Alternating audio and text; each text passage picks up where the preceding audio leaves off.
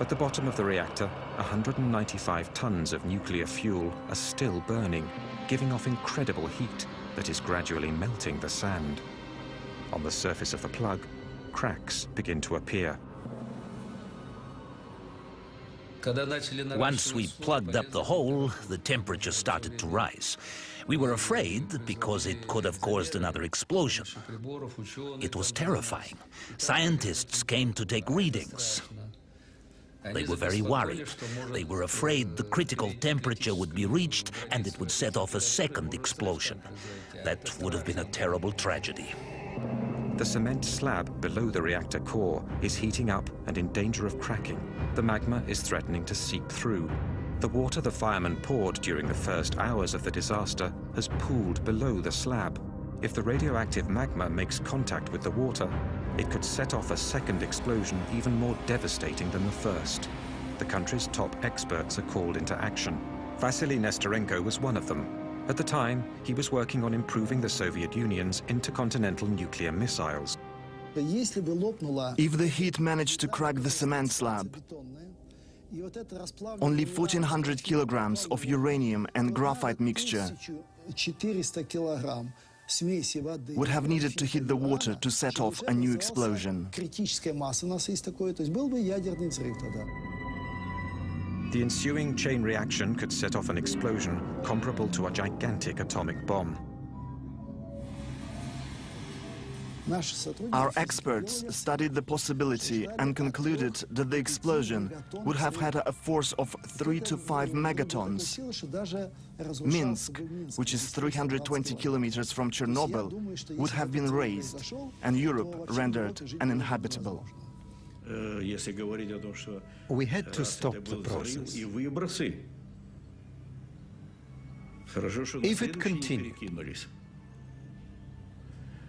it would have been an enormous disaster, an enormous nuclear disaster.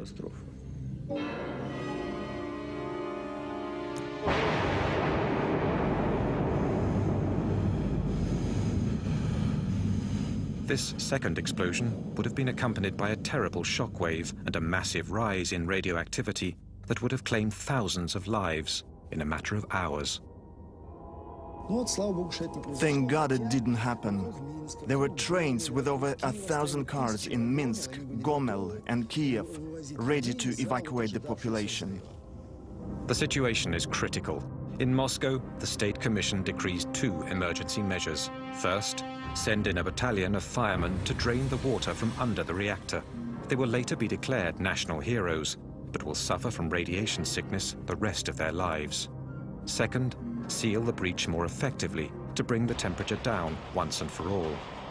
In 2 days, General Antochkin's men will drop 2,400 tons of lead into the reactor. When we started dumping lead in, the temperature went down right away. It absorbed well and sealed the hole as it melted, so there was less radiation.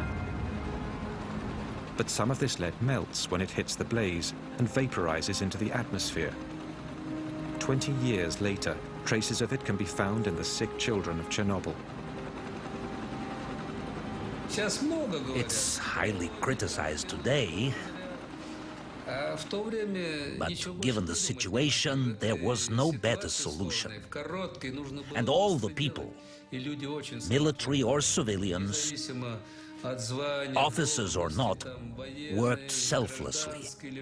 I participated in this first stage, and I can tell you, it had to be done. It was heroism. During this operation, 600 pilots are fatally contaminated with radiation. All of them will die. But their efforts only buy a few days. Although it has been covered over, the fire still isn't out. Flying over in helicopters isn't solving the problem.